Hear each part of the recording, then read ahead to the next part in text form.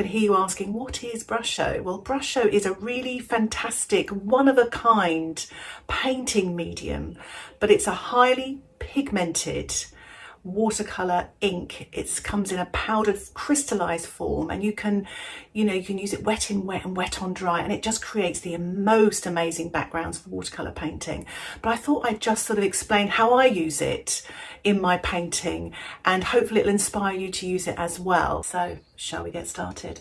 So this is the little pot the Brusho comes in, and I'm just taking off the tag here now to remove it, and just removing the lid. And here it is, all the crystallized powder here. I'm going to show you the different ways of using this. It's just watercolor paper. I'm wetting it with my large flat brush, and I'm using a dry old brush to get a little bit on the end of it, and then just tapping and dusting it onto the wet surface. And you can see it all sort of disperses, and it just creates the most amazing effects.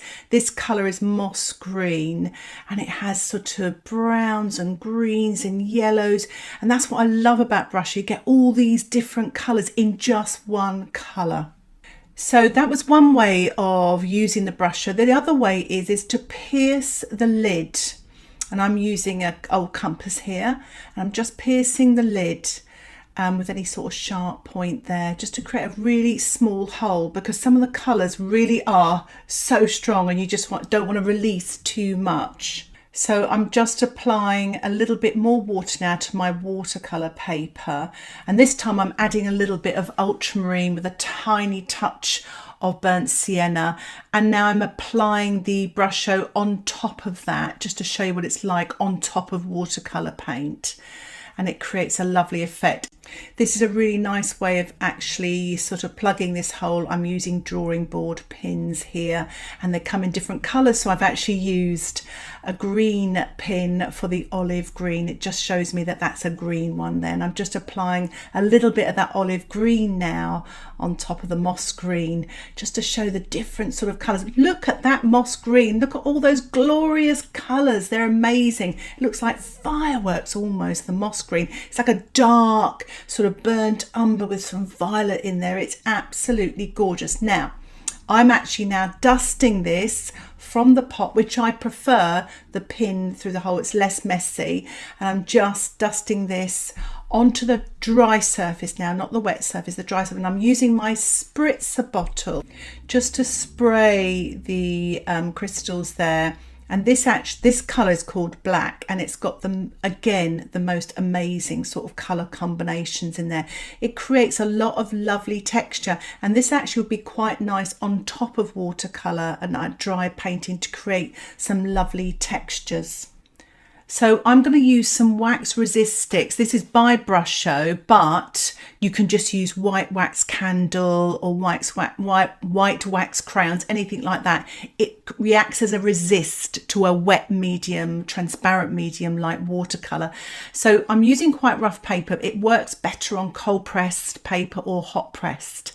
But I'm just drawing in now, rubbing quite hard and firmly onto the watercolour paper. It's always a good idea to have a practice of this as well, because you can't really see what you're doing here.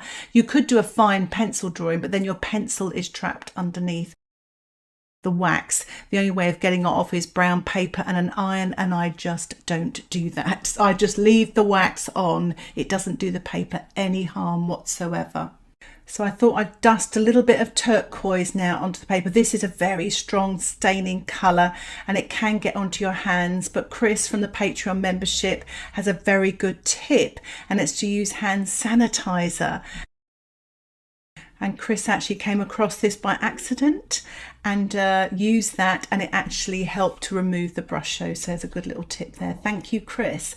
What I'm doing is I'm spritzing the turquoise, which is a gorgeous colour, and you can see the wax resist coming through there. So I'm just going to put a little bit of black on now, sort of quite a lot, just to get that wax resist showing up, so you can see how it's resisting even the Brusho there, sort of coming through. So it almost looks like trees or something like that. It can create some lovely special effects.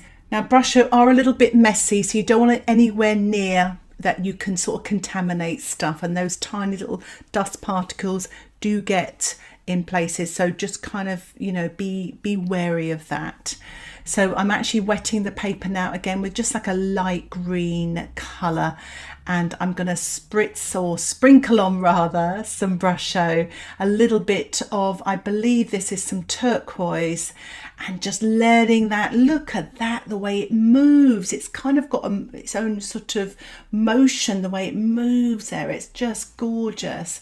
I just love it. And it could actually almost be sort of like, you know, animal fur or something like that. If you use some different colours, it can be, you can really sort of think about lots of creative effects. And I would love to hear your sort of suggestions about what it could do in the comments section below. I'm trying out a little bit of salt here to see if the salt reacts with the Brusho as well, because obviously turquoise is quite a strong staining colour, so we'll keep an eye on that. So I'm using the wax resist again, and I'm just drawing the outline of a flower just for a bit of fun, just to show you the Brusho at work again. I'm using my large flat brush and I'm just wetting the surface of that there, and I'm going to use some of the Brusho again. This time I'm sprinkling on a little bit of the moss green, because I thought I'd give that a little bit more, and you can see little orangey bits coming out there. I'm actually now applying a little bit of the turquoise as well to mix those colours wet in wet there, and oh, it's got some delicious effects. I'm actually spritzing it as well to get them dissolve and moving and mixing together. So now I'm actually going to mix them physically with my brush. So I've actually put down a little bit of the black here, and it's such a beautiful colour, isn't it? It's nowhere near how black it is. It's a beautiful colour. And now I'm using some of the turquoise as well, very useful sort of bright colour. And I'm actually sprinkling some salt on as well, just to test that out and see how that works. I'm using a little bit of rose red here as well, and trying that out and just mixing it. I'm mixing it on the paper. Obviously you could mix it in your pans as well, but it's just to show you what it's like just to use them like watercolours really. And it's actually caught, funnily enough here, I'm using my size 6 brush by the way, but it's actually caught a little bit of the blue, and it just shows there was a little tiny bit of blue that had escaped. So that's what I was saying earlier, you just got to be a little bit careful with your Brusho, because little dusty bits can escape here and there. This is an example of where I've used Brusho in the background, and this is a tutorial that I'm working on for the Patreon membership.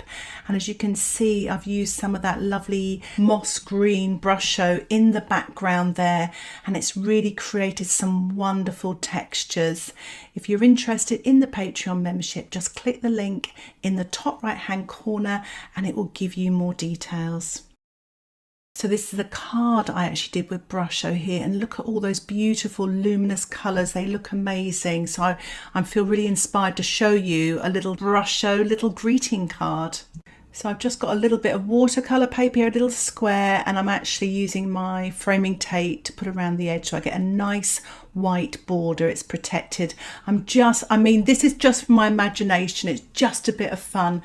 I'm just drew a little horizon and some grasses with my HB pencil onto my watercolour paper. I'm using the wax resist to kind of sort of put little round circles like little wild flowers in the distance, and to create some lighter grasses. And I thought I'd put the sun in as well, so I'm actually really pressing hard to do a circle in the sky so it looks like the sun. And now I'm using the method of using it straight from the pot with the dry brush and sort of sprinkling it onto the wet surface of the watercolour paper. And now I'm using the pot with a little hole pierce to actually sort of tap in the Brusho with some red and some yellows. And I'm spritzing now with my little spritzer bottle just to get everything dissolving and mixing together. And I'm actually using the brush to sort of mix the colours as well. So I'm using all of the things I showed you earlier, and now I'm actually using the pot to dust the Brusho on the dry paper this time, using a little bit of a violet colour and the moss green as well, and just spritzing away. And you can see how the wax resist has worked.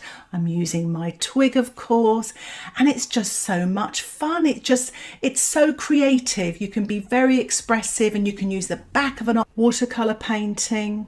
You saw I mopped up a little bit there. I'm putting on a little bit more of the lemon with the very dry brush there, just to create a little bit of color in the foreground there. And I've finished off by removing my framing tape, and there's a lovely white border. And of course, I'm going to give my painting a title, Abstract Landscape, give it a date and sign it. And I've used a ready-made greeting card there, blank card, and I've stuck my painting on with some Pritt stick, but you could use watercolor paper folded or some thick card. So now for my next project, where I use line and wash with the Brusho. So I've sketched an outline of these fun umbrellas, and I'm just sprinkling on some turquoise onto the dried surface, then spritzing it with a spritzer bottle. You can be quite creative with Brusho. Just see what happens. I love this photograph. It's got wonderful colourful umbrellas, so you can really let your imagination go. So I'm sprinkling on different colours here and just spritzing away. So this is a little bit of Alizarin Crimson Brusho, a really pretty colour. I'm kind of making up the colours for the umbrella. I'm not strictly following the photograph. I like to be quite loose. So I put a bit of yellow, lemon yellow on the right hand side. And for the central umbrella, I've used a little bit of red, and I'm spritzing it there. So I've sprinkled the Brusho on dry paper and then spritzed it with my little spritzer bottle. So I'm actually sort of masking with my paper towel here so I don't get any of this violet onto the red umbrella there, and I've spritzed it again there. So I'm having lots of colourful umbrellas here. If you don't have access to Brusho, you could actually use spattering techniques for this as well, so don't worry. And if you want to create some textures, you could use watercolor pencils and some sandpaper or an emery board, and you can rub the tip of the watercolor pencil against the sandpaper, and the pigment will fall onto the wet surface to create some nice textures. As you can see there, I've used a little bit of black Brusho to the left there, and I'm using a little bit of moss green here. It's not really giving me a lot of colour, so I actually use watercolour on top of this later. So Brusho can be quite hard to control sometimes, and I would definitely say the best thing I've learned from using it is less is more. And just sort of to control everything, because it does go a little bit wild. But I think that's what I like about it. It's very creative, and you get these wonderful textured effects. And I've discovered that if you use a little bit of just household bleach, and what I'm doing there is just spraying a little bit here and there to get some of my light back. If you do decide to use bleach, please be careful and make sure your room is well ventilated and that you don't get any on your hands. And it does sometimes affect the sizing of the paper, so when you apply another layer maybe of watercolour, you may see that it's sort of a little bit dull in places. But this is just a bit of playing really, and I've just applied a little bit more Brusho now, and I'm using my watercolour round size 10 brush just to activate the Brusho again, and you almost create a little wash with the Brusho. And it's quite effective, and you've still got those textures underneath as well. So here I'm actually applying some green paint, so I'm using some yellow and some turquoise, painting wet on wet with my size 10 brush, and then I'm putting a little bit more of the moss green just below there onto the damp surface, and I'm painting just some red watercolour now, wet into wet on this umbrella here. I decided just to show you the pen and wash side that you can just use watercolour if you want to, and I'm painting some turquoise paint here, so you can go from the Brusho to the watercolour and get that bit of control there. So I'm using this turquoise, painting that sort of blue umbrella, but also cutting in to get the shape of the central umbrella that looks quite pink now rather than red. But I'm using some yellow here as well, just to cut in to get the shape back here as well, but leaving lots of brusher areas. And if you want to, as I said previously, you can spatter, which is what I've done on the top left here and onto the yellow umbrella as well. So my painting has dried and I just want to do a little bit of tidying up. And this bit where the purple ran, I'm using some Winsor & Newton white gouache, size 6 brush, and I'm just cutting in, painting the negative shape in the background, just with the watered down white gouache, just to get the shape of the umbrellas back again. And I'm softening with my size 6 brush with some clean water there. And I thought I'd give a little sprinkle of some Brusho as well to create some texture so the white didn't stand out too much. I applied a little bit more green paint to the green umbrella with some white gouache just to get some light back, and I'm doing the same to the violet umbrella here. And I'm just using a little bit of clean water to soften the edges. I thought I would define this black umbrella a little bit more, so I'm actually using Paynes grey with some burnt sienna. You could use black. I'm using my size 6 brush and I'm just sort of painting this on wet on dry, but softening and diluting, as you saw there with my damp brush. I'm just dropping and painting and cutting into the sort of pinky red umbrella on the left there, just defining the details and bringing out these main umbrellas. So I've allowed my painting to dry again, and I'm just using some of that Paynes grey and painting the handles of the umbrellas and some of the spokes as well, wet on dry with my size 2 brush. I dried my painting off again and I'm just using a little bit of white gouache with my size 4 round brush, painting wet on dry, some highlights on the umbrellas, the handles, the spokes, just to give a little bit of detail. I think that's brought the painting to life actually, those white highlights. And I'm just spattering now with my size 6 round brush, the white gouache on its own, slightly watered down, to create the look of sort of rain as well and water. And the painting has dried again, and I'm gone back to my drawing pen here, and I'm just sketching in now some of the lines that have got a little bit dull from the original drawing and just sharpening up some of them. I'm not drawing over every line, I'm just pulling out a few here and there. I'm removing my washi tape now, so you've got a nice clean white border. I really hope you enjoyed that tutorial, and it really kind of demonstrated what Brusho can do and actually how inspiring it is, and it really does give a little bit of oomph to backgrounds, which I love. Thanks again for watching. Happy painting.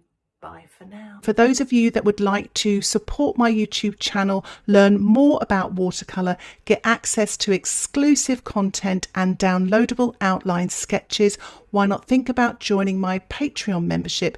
Details about that can be found in the description below.